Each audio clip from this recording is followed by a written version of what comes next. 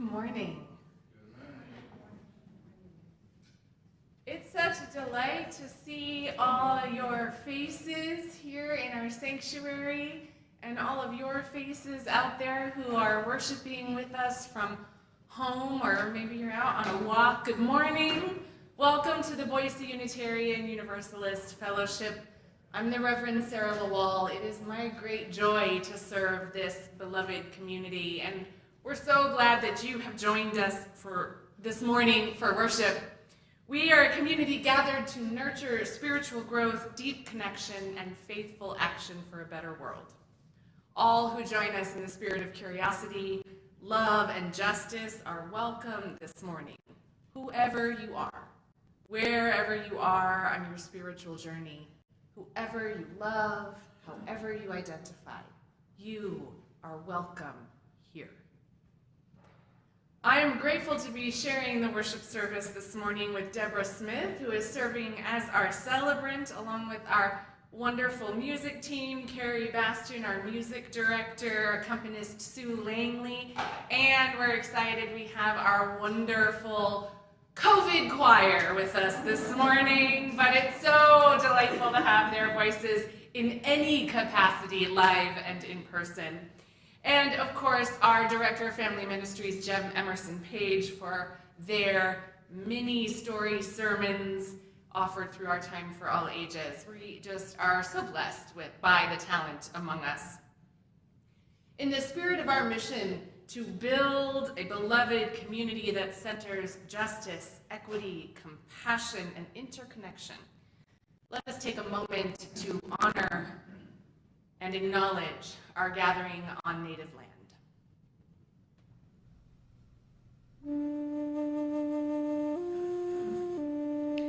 As we gather together, we acknowledge that the land upon which our church and homes exist is the ancestral land stolen from the people of the Shoshone-Bannock, the Shoshone-Paiute, Coeur d'Alene, Kootenai, and Nez Perce nations, along with many other tribes whose names have been lost in history. We acknowledge that our presence here today is founded upon the exclusions and erasures of many indigenous peoples.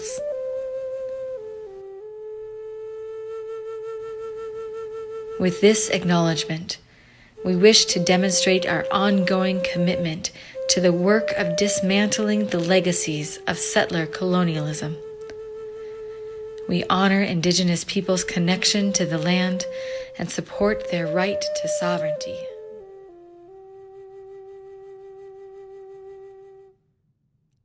Amen. I want to take a moment to welcome any newcomers among us. And I know there are several of you here with us this morning and some of you online. We know that it takes a lot of courage to seek out a new community, especially in these times, and we're so glad that you have joined us today. If you are joining us for the first time, we want to connect you with all that we have to offer, so we invite you to introduce yourselves in the chat in our virtual community so we can warmly welcome you, and to fill out our newcomer form so we can keep you up to date with all that is happening in our fellowship. And for the newcomers among us, you can access our newcomer form from the QR code on the bookmark in your seat pods there. We have a lot that's happening here in our fellowship. And from book groups to adult RE classes to neighborhood pods. And so we want to get all of you who wish to be connected with each other, connected with each other. I have a few announcements that I want to share for the whole community. A reminder that we are asking you to please RSVP for worship in person when you want to come join us in person. And to those in our virtual community, if you've been curious about joining us in person, I want to assure you that we are well spaced here and we have plenty of space from week to week. So we are not even at full limited capacity. So we welcome those reservations along with your proof of vaccination. I also want to invite all of you to join us next Sunday after the service on Zoom. So we'll give a little bit of time for those of you that are in person that want to find yourself on Zoom for a congregational conversation on our bylaws revision process. Yeah, so excited. But it's important work. Yeah, see, look, yes, enthusiasm. It's important work that we're doing to really dive in and ask ourselves about how we are structuring ourselves and how we're governing ourselves. And so we hope you'll join us for that final conversation. And then we'll pull together all of that input and set out a final draft. And we will have a vote before the end of this church year, people. So excited about that. Really, I am. We've been working long and hard on this. I also want to take a moment of celebration in gratitude for all who led and supported our auction, Widening the Circle, this year. Again, we surpassed our goals in an era of all virtual space and raised over $16,000 for the auction, over $11,000 for the Social Justice Fund Special Appeal. What an extraordinary outcome. Thank you. Give yourselves a round of applause. Thank you again to our fabulous auction team for stewarding us along every step of the way. How many of you won something you're really excited about? How many of you are a little disappointed because you didn't win something you wish you had? Yeah, there's always next year. It is our practice here at the Fellowship to donate 25% of our unpledged plate offering every month to a local organization whose mission aligns with our social justice values and mission. And this month, we are delighted to be partnering with Immigrant Justice Idaho. They provide free and low-cost immigration legal services and education about immigration law and policy. And they're the only free provider and referral service recognized by the Department of Justice. Immigrant Justice Idaho fills a colossal gap in Idaho's immigration legal services available to low-income Idahoans. And they're also fierce advocates for immigrants, for undocumented people, and for immigration justice reform, very much aligned with the work and the values that we as Unitarian Universalists hold dear. We no longer have a special time in our service for collecting our offering, but there are a myriad of ways that you can make your gift. You can go online to our website at boiseuu.org and click Give in the top right corner, or you can get there directly from one of the QR codes here on the bookmark. You can download our giving app from our Vanco Bank and give on your smartphone. You can also always send your checks in by mail or drop them in there's two little lock boxes just inside the entryway doors here. We're so grateful for all of the many ways you so generously support this fellowship. Thank you. Our spiritual theme for this month of February is widening the circle. And this morning, we explore what it takes for all of us to stretch our circle and move our own location within that circle to make room for those who wish to be inside it and who have historically been shut out. Today's service uses one reading from our theme-based worship resources that invites us to look at this theme through a series of questions and then a prayer. And we're also inviting you to reflect on an essential question and notice how your thinking changes as we move through the service together. Here is that essential question on your screen. How does an institution work to widen the circle?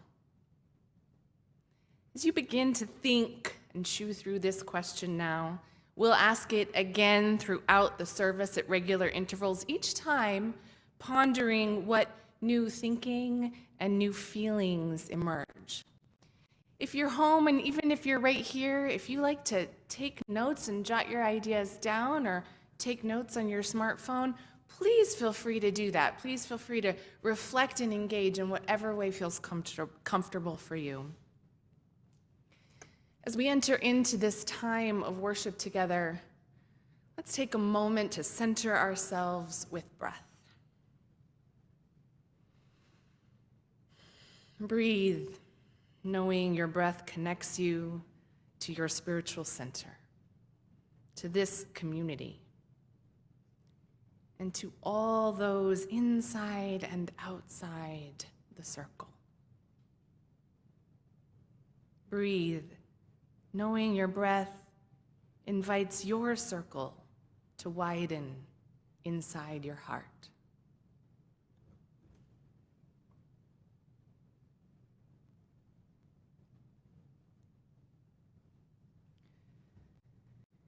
Thou art the song of my heart in the morning. Thou art the dawn of truth in my soul. Thou art the dew of the roses adorning. Thou art the woven whole. Thine is the grace to be steadfast in danger. Thine is the peace that none can destroy. Thine is the face of the need-riven stranger. Thine are the wings of joy. Thou art the deep to the deep in me calling. Thou art a lamp where my feet shall tread. Thy way is steep past the peril of falling. Thou art my daily bread. Thine be the praise of my spirit uplifted. Thou art the sea to each flowing stream. Thine be the days that are gathered and sifted. Thou art the deathless dream.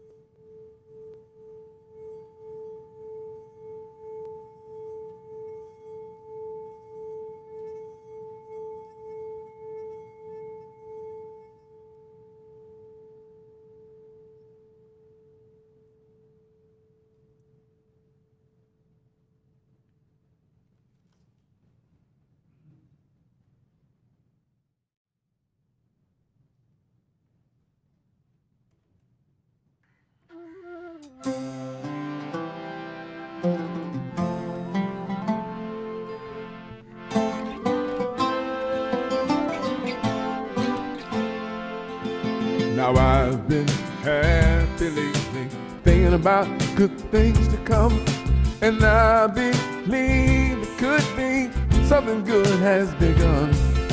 Oh, I've been smiling lately, dreaming about the world just one, and I believe it could be someday it's gonna come. 'Cause I'm on the edge of darkness, and there rides the peace train.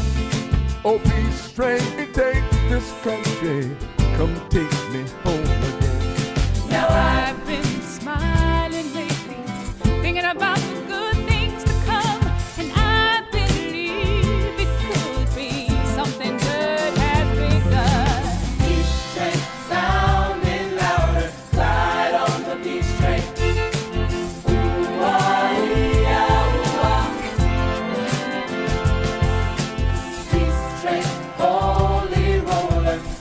Jump upon the peace train.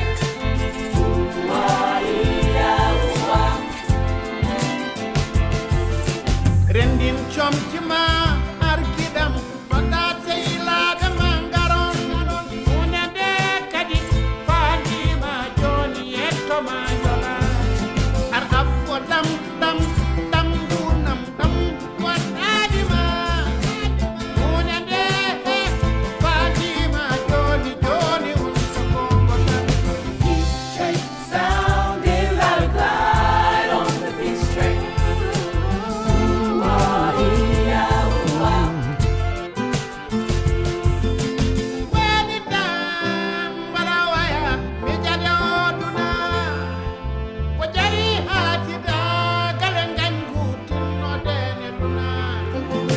Oh, I've been crying lately, thinking about the world as it is. Why must we go on hating? Why can't we live in bliss?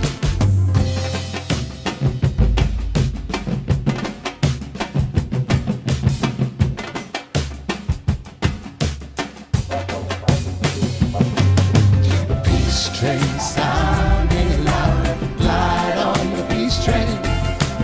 Ooh, come on, peace train. Peace train, holy road. Everyone jump upon the peace train. Come on, come on, come on. Come on and ride. Sounding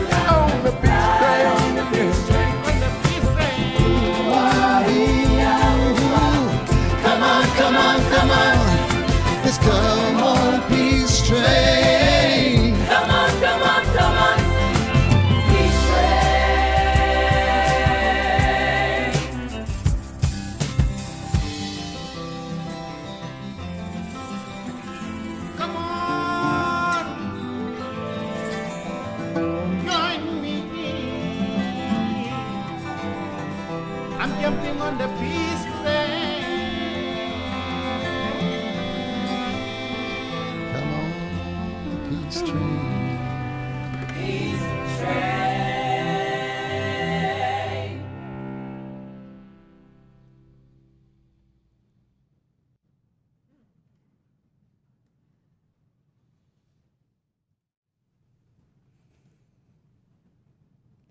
At this hour, in small towns and big cities, in living rooms and in safety-minded sanctuaries, many of our sibling Unitarian Universalists are also lighting a flaming chalice, reminding us that we are part of a great community of faith.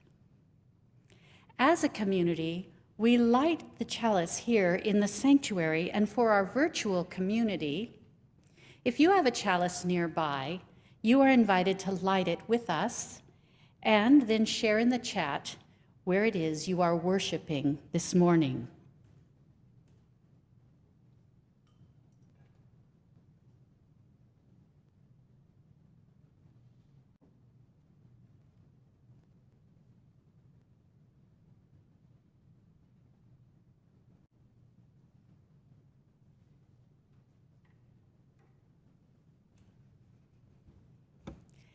Last week, Rachel Murphy's sermon and Jem's story for all ages invited us to adopt the stance of not knowingness as a way to cultivate wonder and gratitude for the mysteries of life and to stand humbly before it. To approach the world with curiosity and questions rather than answers. To question even the answers we've lived with so long, and to look outside of our comfortable circle of knowing. So today's worship offers an invitation to ponder questions anew. Is it possible that being on the inside leaves you out of the loop? What if the margins aren't narrow? What if the space of exclusion is also a position of perspective? What if being shut out allows you to understand the insiders better than they understand themselves? To the spirit of asking questions, come, let us worship together. So alongside the questions of our call to worship, here again is our essential question. How does an institution, such as ours, work to widen the circle? We invite you to ask yourself, now, what am I thinking? As you notice your thinking begins to expand, grow, and change.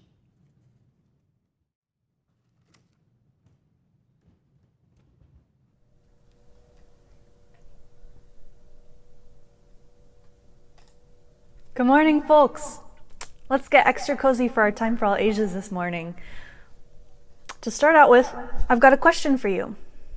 What is a message that you think would help make our world a better place for everyone?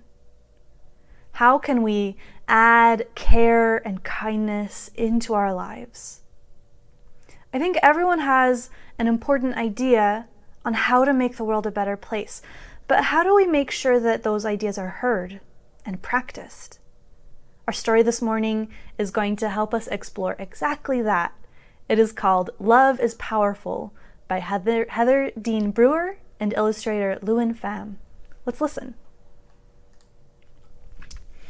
I will note that this book in our children's library is marked and stored on our shelf for our 5th principle, where as we listen, I want you to think about our 5th principle and how we make sure that every voice is heard.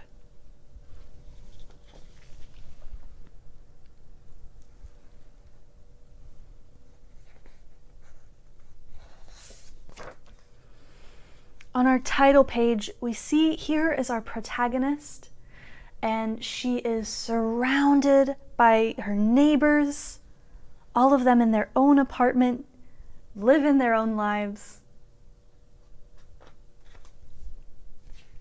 It's interesting to see that, to think about everyone in their own houses at once, their homes. Mari spilled her crowns onto the table, and they made a messy rainbow. "What are we coloring, Mama?" she asked. Mama smiled. "A message for the world." You can see their apartment is so warm and cozy, and there are hearts, a string of hearts in the window, heart drawings on the wall, a string of heart lights above Mama's desk. They're everywhere. Mari ran to the window and pressed her nose to the glass. Far below, people walked in different directions. Buses, cars, and taxis honked and grumbled down the busy street. Mari asked, "How will the whole world hear?" "They'll hear," Mama said, "because love is powerful." Now, in her city, she probably is used to looking down at the street and saying, "Everyone go in different directions." But we can see here on the sidewalk, it seems like lots of these folks are going in the same direction, heading to the same place. Mari climbed onto her Mama's lap. The crayons smelled sharp and new, and Mama used one to write some letters. Even though Mama's words stretched across the poster, they would be too small for the world to read, Mari thought. She seems a little nervous. We can see off to the side, there's some folks with their own posters, and we aren't close enough to see what the posters are, but everyone's excited, holding them up, carrying them around. Mari picked up a crown. As she made her own sign, she imagined her friends in their apartments across the city. Grandma and Grandpa a plane ride away. And all the people in other countries. Everyone's got their own sign. Lots of these signs are in many different languages. I'm seeing lots of love, lots of hearts in between them. Mari wondered, how will the whole world see our message? Mama hugged her close. They'll see, she said, because love is powerful. And here we're seeing a little bit of the signs the folks are holding. A little bit closer up, we see respect existence or expect resistance over here. We see "We will not be silent" on a sign, and then lots of art.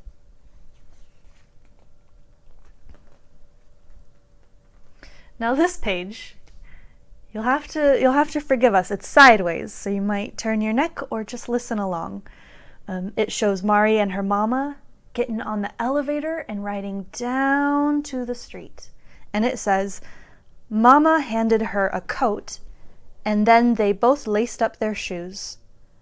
Mari tucked the posters under one arm and held Mama's hand with the other. They slipped through the elevator doors.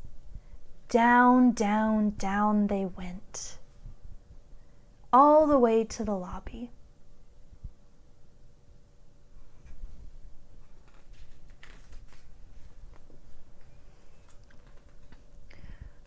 Mari hopped onto the sidewalk, then stopped and looked up.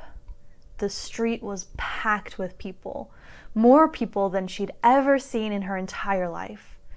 Mari tugged on Mama's arm to ask her to kneel down, and then she whispered in Mama's ear, "Mama, it's so loud. There's so many people.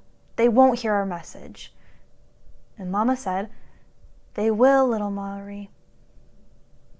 And these illustrations, it feels like we're in the crowd with them. We're seeing their drawings, seeing lots of chatting faces and folks singing or chanting. It's a lot going on. Mama lifted Mari up, and for a moment she felt like she was flying. On top of Mama's shoulders, Mari could see the crowd swell for blocks. I'm going to take a second as I read. See if you can find Mari and Mama in this huge crowd. Mari could see the crowd swell for blocks. Hundreds and thousands, even hundreds of thousands of people marching down the street. That must be amazing to see that just outside your home, so many people. There's lots of dark coats, everyone's bundled up for winter, but there's little bright pops of different shades of pink. Some held signs like Mari's, saying all different things. Everyone cheered as they walked together. Mama joined them. Mari bobbed above the crowd like a canary fluttering over trees. She felt as tall as one of the buildings. Some of these signs, I see a beautiful rainbow with a heart in the background. A sign says, "Love is love." Another, "Spread love, not hate." There's so many smiles here. Everyone's looking so happy. Mari raised her sign for everyone to see. Even though she was small and the crowd was very big, so big she didn't think anyone could hear, she called out her message. Do you see her in the crowd? She's much brighter, and there's a bunch of hearts flying off of her. And I'm going to pause. There's all sorts of ways that everyone's moving down the street. Some are in walkers. Oh, you might see over here. Some folks are using strollers. We see wheelchairs. Some, like Mari, are being held. There's lots of ways they're moving together. Through the roar, her voice was heard, and someone shouted the message back. Mari yelled again, and even more joined in. Again, she yelled the message. We're watching it spread. We're watching people call it back out to her with all these red colors and all these hearts. This time, when the crowd called back, Mari's message rumbled down the street and echoed off of the buildings. I wonder if you've ever heard something like that. Everyone chanting the same thing. It was as loud as breaking waves. Love is powerful. That is the message she's been carrying around, waiting for others to hear. Right here, this is Mari who inspired this book.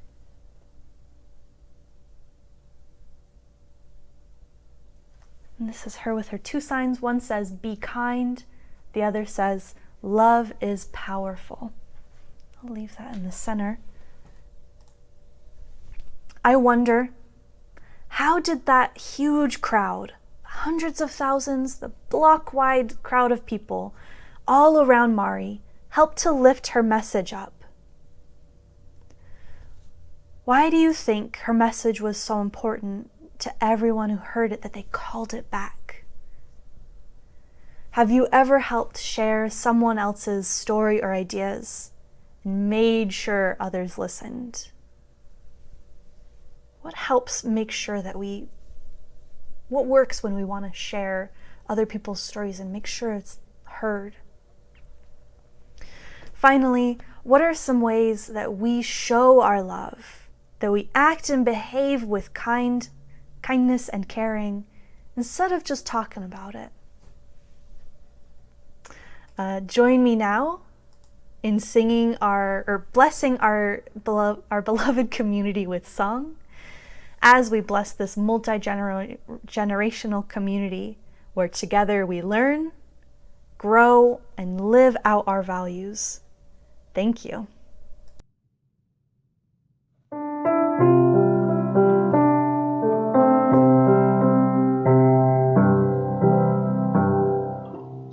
May your mind be open to new learning.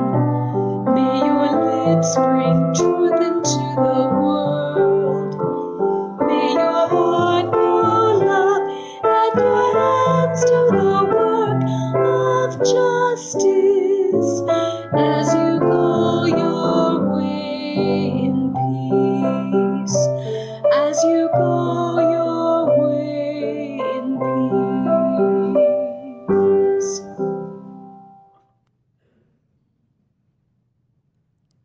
Why do so many seek the safety of that inner circle anyway? Don't we know that circles not only keep others out, but also the air? Haven't we learned it's on the edge of circles that hate makes a home? So even if you weren't among the ones who put the circles in place, by allowing it to linger, don't you carry the burden of responsibility as well? What if who we are doesn't end at the barriers of our own skin? What if sin is believing that you can put the puzzle together with only the pieces that belong to you? What if heaven is the moment you realize that none of us can get there alone? What if the only true freedom lies in the willingness to fight against that which imprisons someone else? And what if all questions are a matter of life and death? Or is it a matter of dying to live? After all, didn't the Nazarenes say that we must lose our life in order to find it? Haven't all the sages said the solitary self must perish for the larger to live?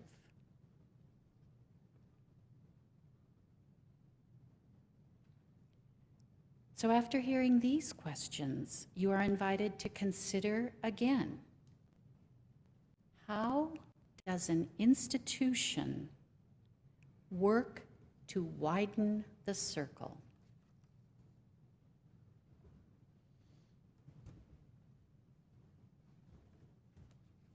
How does an institution work to widen the circle? Now I am thinking yes to all of these questions. The solitary self must perish. We must lose our life in order to find it. The only true freedom lies in the willingness to fight against that which imprisons someone else. And heaven is the moment we realize none of us can get there alone. Yes. Widening the circle invites all of us, individually and collectively. It involves all of us, individually and collectively.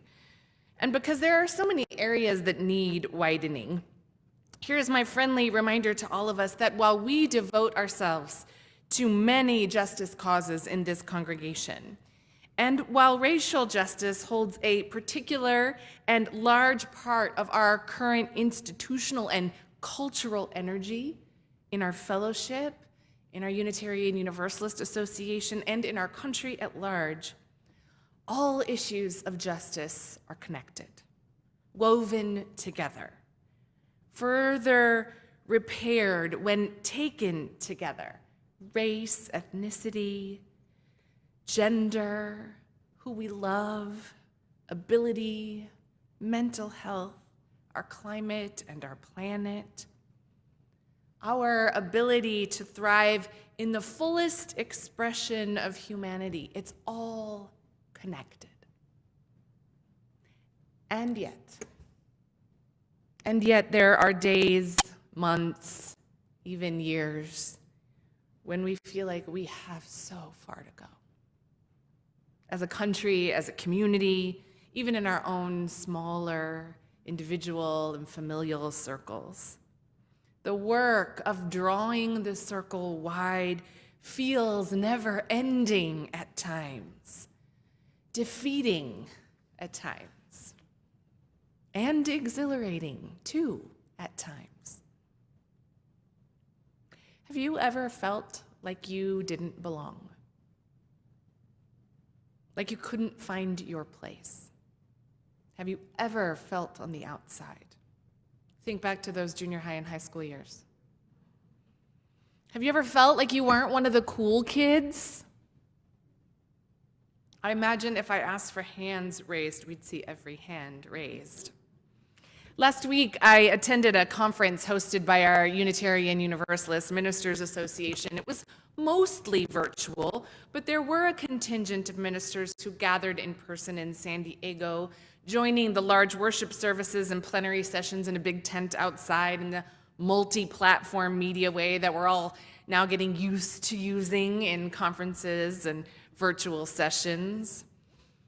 And one of my colleagues reflected that while she desperately missed being with people and being with colleagues, I mean, we haven't been together in space, many of us, for more than 2 years, she reflected that she did not miss the painful social awkwardness of wondering where she fit.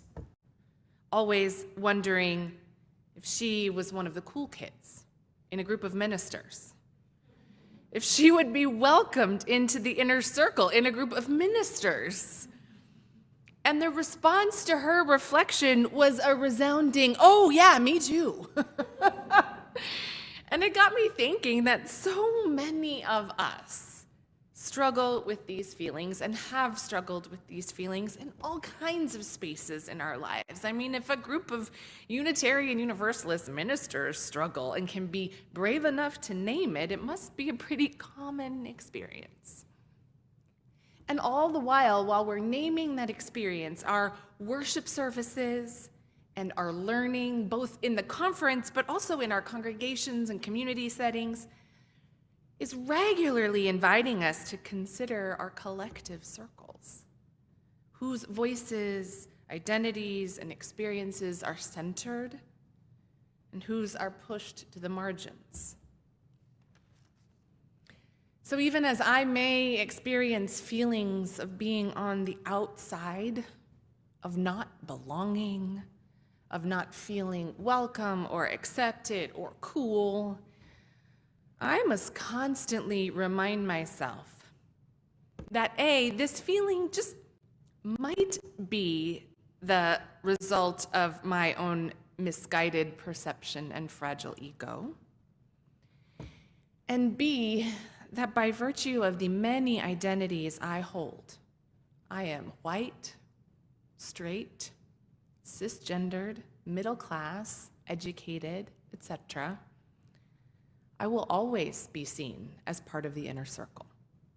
And I will need to work hard to notice that, to name that, and to move myself out to the edges, to make room for others to move in. Because there are so many people who hold identities the world and our culture sees as less than, as other, as minority, as different, who, despite their accomplishments and accolades, are never truly welcomed into the inner circle, into the center. Never mind those with marginalized identities, race, gender, identity, class, etc., who cannot even see the center. Why do so many seek the safety of that inner circle anyway?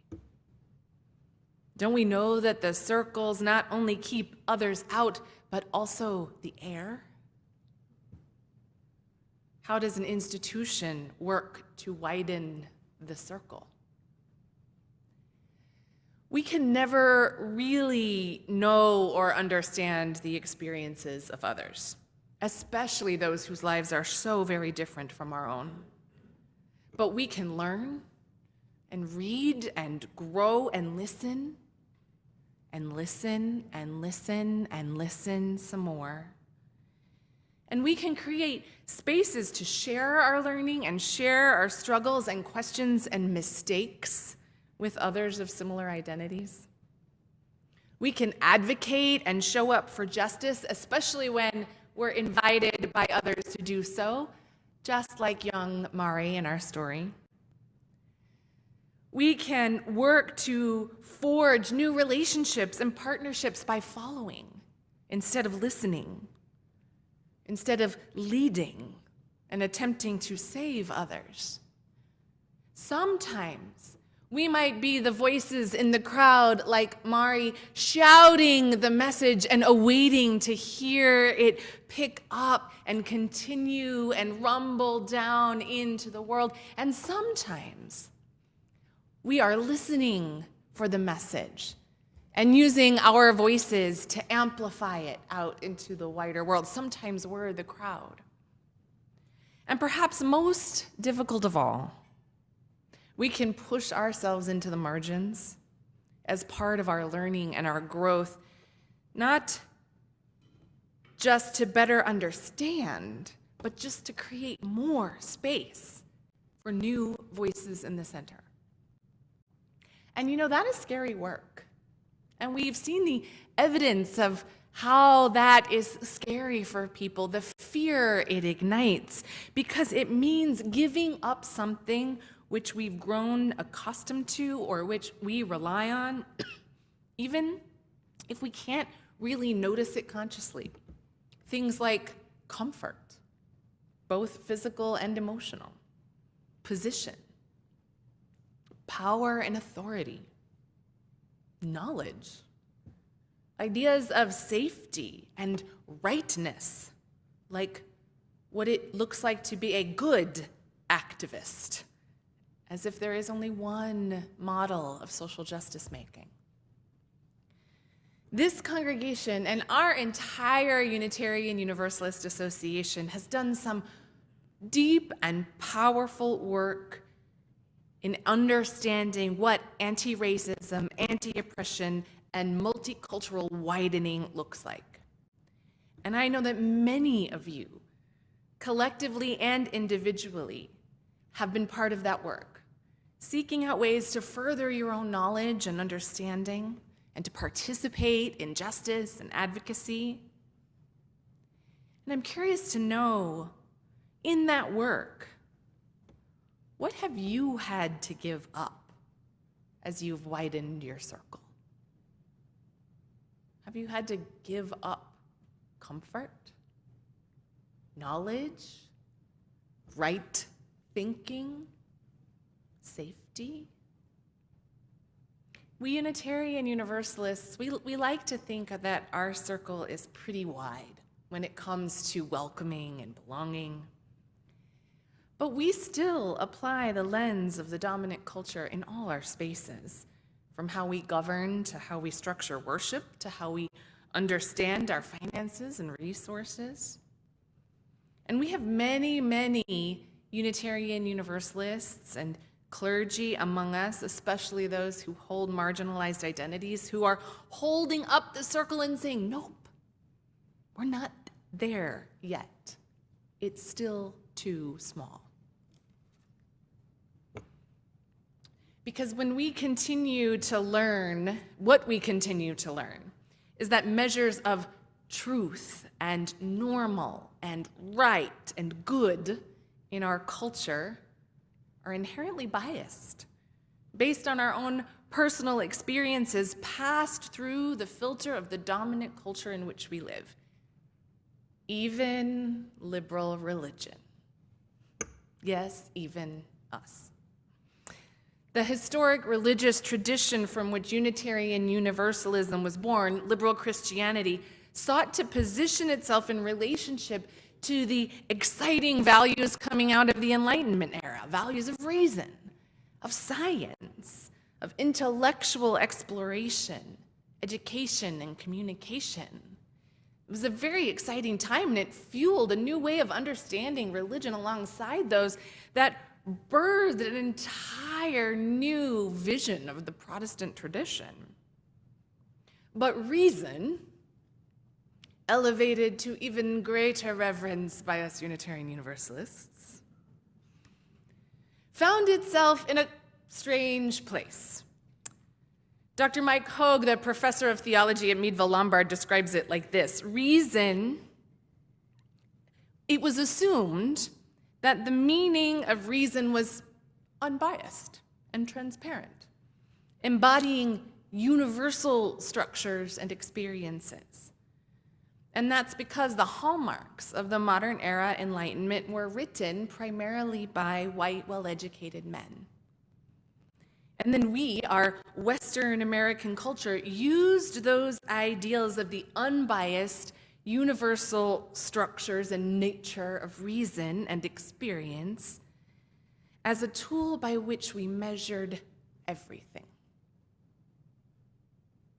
So even if we weren't among the ones who put the circle in place, by allowing it to linger, don't we carry the burden of responsibility as well? How does an institution work to widen the circle? Since this congregation adopted the 8th principle in 2019, the principle which affirms and promotes journeying towards spiritual wholeness by working to build a diverse, multicultural, beloved community by our actions that accountably dismantle racism and other oppressions in ourselves and our institutions. Since its adoption, we have been regularly turning to these aspirations as a lens through which we examine our internal work and our external work. We are asking questions like, do our worship services lift up marginalized voices? Are we offering programming and learning opportunities for all of us to expand our individual and collective understanding and growth? Operationally, are we committed to seeking out marginalized identities and perspectives in our contractors and hiring practices, in our banking and governance practices? Are we seeking out and working to build relationships and alliances with organizations led by and centering people of color and other marginalized identities? Are we using our financial resources and generosity with this same lens? And while we are far from perfect, and this commitment to widening our circle is ongoing and will regularly offer up challenges and opportunities for growth, we are making some amazing strides. And thanks to the commitment and passion of our racial justice ministry and all of our social justice ministries, so much good work abounds. I want to take a moment to share and celebrate in that good work together. Since June of 2020, just after the murder of George Floyd, our racial justice ministry team broadened and deepened its programming and reach, offering workshops on issues like systemic racism and right relationship with Indigenous communities, alongside a weekly drop-in conversation group, the Wednesday Morning Wake Up Coffee Circle, which gathers every week still for informal conversation and support and sharing about racism and whiteness, weekly for almost 2 years.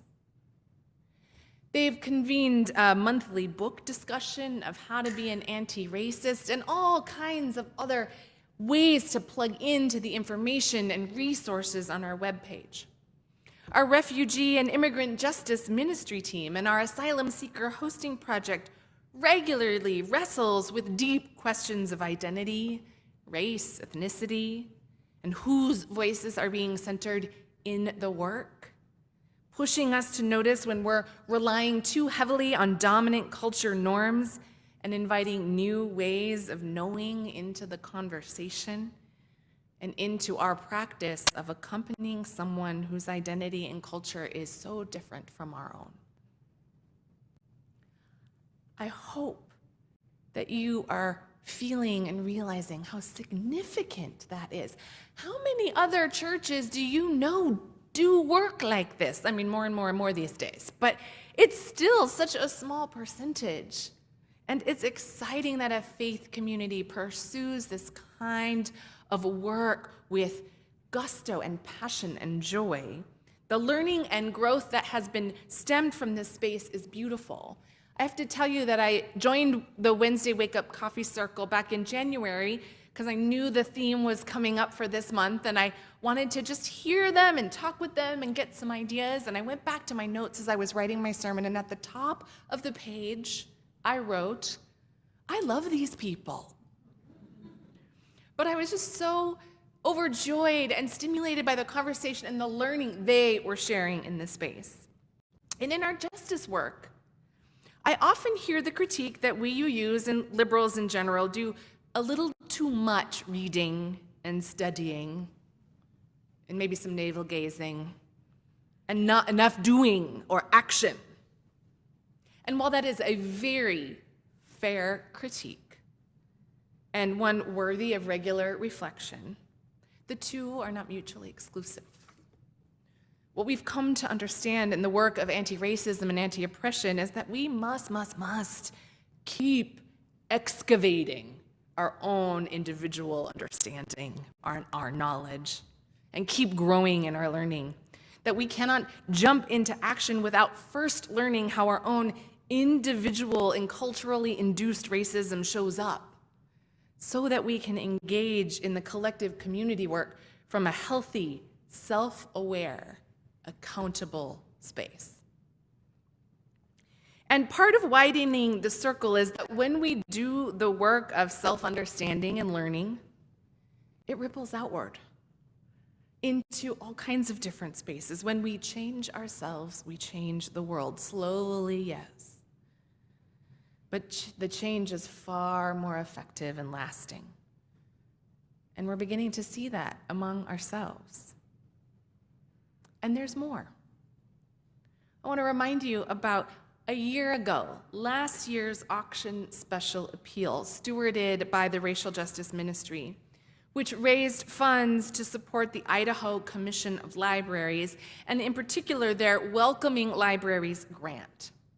This fellowship raised $15,000 for that grant in support of helping libraries expand their programs, collections, and services in alignment with their goals for fostering diversity, equity, and inclusion. Isn't that a wonderful picture? Like, that's the largest check I've ever handed anyone in my whole life. And we're just all so delightedly happy in this moment, even though we were just dripping sweat. It was that summer of hotness, right?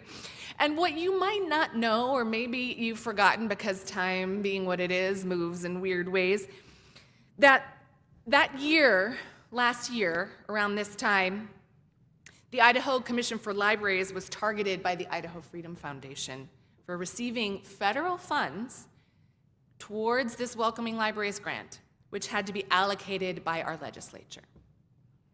And the Freedom Foundation erroneously claimed that these funds were being used to replace classic literature with social justice children's books, and that the commission and libraries focused on equity and inclusion would indoctrinate children into social justice ideology, as if that is a bad thing. But they claim that indoctrination is not critical thinking.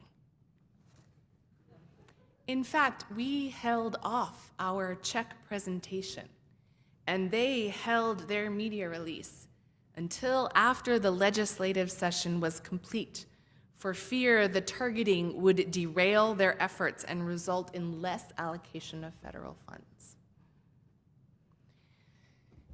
It's just really overwhelming to consider that. I want you to consider the significance of a liberal religious community, relatively tiny here in Idaho. We're just shy of 300 members, giving a $15,000 grant to the Commission on Libraries to further their promotion of justice, equity, inclusion, and diversity.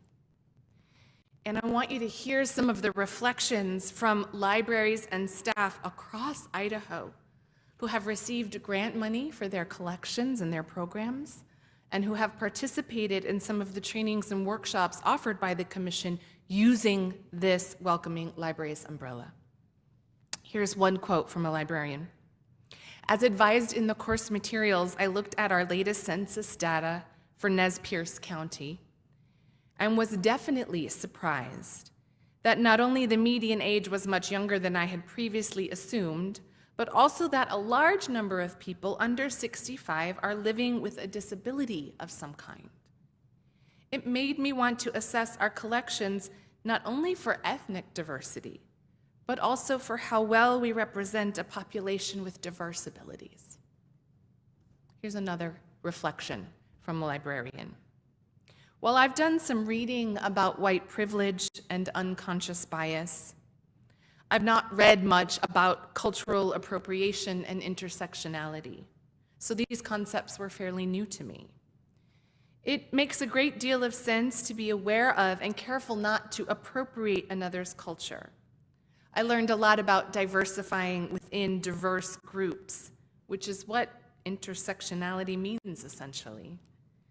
It was so helpful to have presenters show us what stereotypes exist in literature that many of us are not aware of, and to make a point of selecting materials that highlight contemporary voices, ones that are joyful, successful, and living life like everybody else. And here's one more.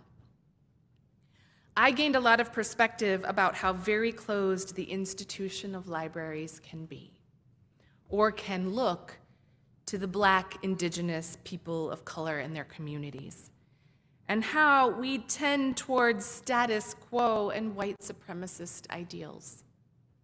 It is easy, as someone who benefits from and has grown up in white privilege, recognizing bias is going to be a muscle I need to flex and exercise long term. That is just a glimpse into how we widen the circle. And while I don't want to tip over into arrogance or self-aggrandizement about how well we have done and get caught up in too much patting ourselves on the back, I do want to make sure that we honor the milestones on this journey towards spiritual wholeness, because it is a lifelong, generations-long journey. And we will need to flex and exercise those muscles long term. And small moments of celebration and affirmation help us enthusiastically embrace the question, what's next? How does an institution work to keep widening the circle? What's next? I could go on. I have forced myself to cut a whole nother sermon as I was writing this. But we're asking the question, what's next? And there are some exciting ways to answer this question, from reparations and what that looks like for institutions, to indigenous land back movements, to considering the needs and care of climate refugees and collective living.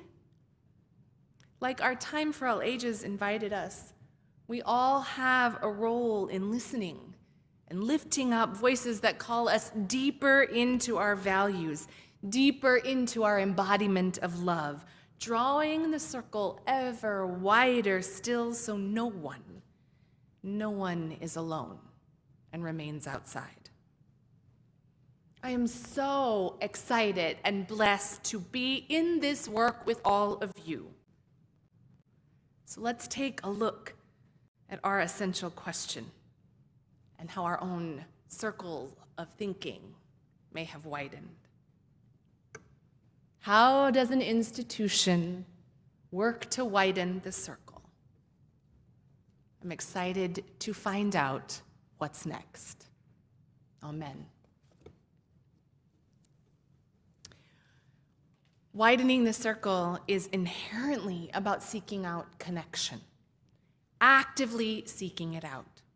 So each week we create a space for connection by inviting one another to receive and carry the joys and sorrows of the gathered community, to hold what is sacred in our lives together, the joy and the pain, to receive the blessing from community and know that we do not journey through this life alone. A reminder that you can submit your joys and sorrows online each week to be shared aloud here in the space via a link on our website or the QR code on your bookmark. And our virtual community is invited to share your joys and sorrows in the chat. And we combine our collective joys and sorrows every month and share them out in a wide community email. It is through our sharing with one another that we widen that circle of connection. As we begin, I want to share a deep collective sorrow, but one that is personal to me in our Unitarian Universalist community. The Reverend Jean Pupke, who served our congregation in Richmond, Virginia, died suddenly and shockingly from a spinal cord injury after a fall. She leaves behind a grieving congregation, a grieving wife, Regina, and a grieving Unitarian Universalist association. Jean served for a short time in Bend and was active here in the Pacific Northwest, and she was a fierce advocate for our faith, for our ministry, for collegiality, and for justice. She has left a huge, empty hole in our hearts and a beautiful legacy, and we hold her in our thoughts. If you are holding someone in your heart this morning, I invite you to speak their name aloud into this community of care that we might hold them with you.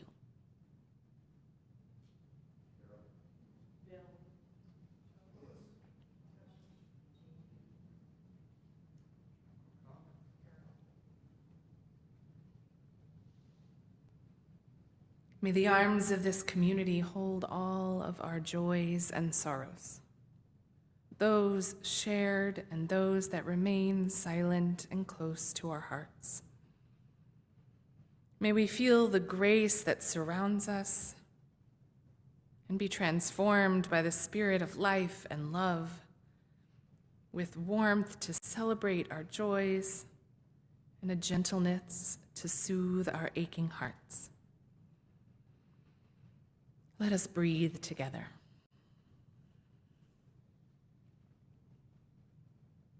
Fill your body with breath. Breathe into your sacred space. Breathe with this beloved community, ever widening our circle. Listen to what is calling you in the silence.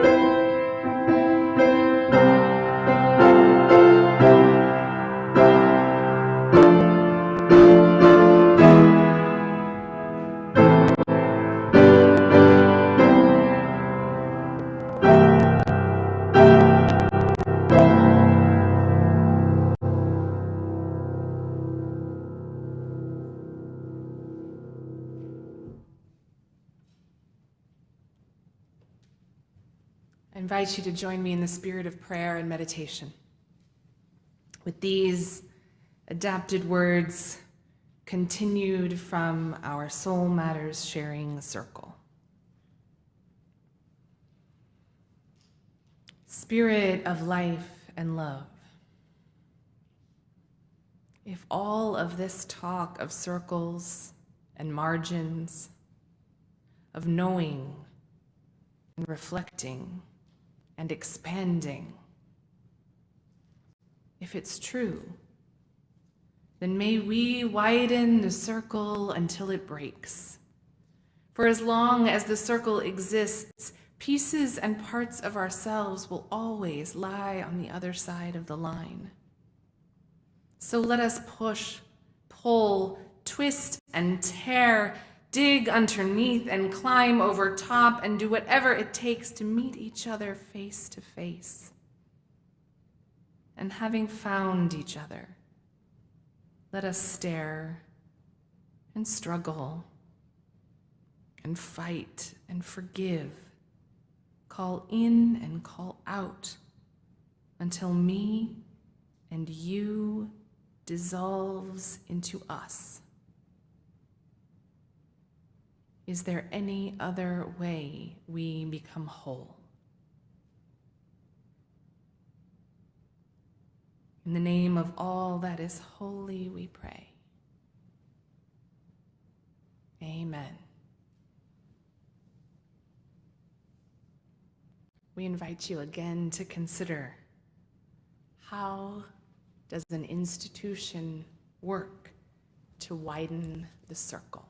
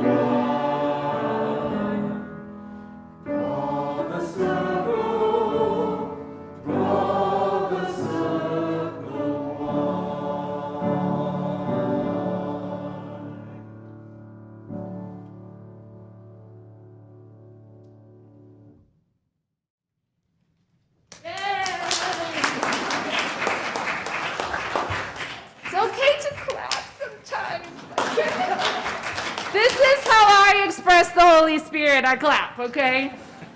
Friends, choir, thank you. That song just lives in my soul. You sang it at my installation, and it brings me so much joy to hear it, and I've been listening to it a lot lately, so thank you. I invite you to place your hands over your heart for our closing blessing. And if you are here in the room with us, I invite you to rise as you are willing and able. Take a moment to look around at one another's faces. Look around at our circle ever widening. May we consider these questions as longings of our hearts, pulling, stretching, breathing the circle as wide as possible until it breaks.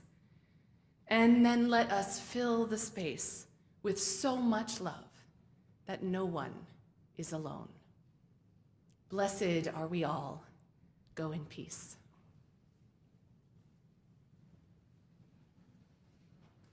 That's what you need, like I'm feeling it right there.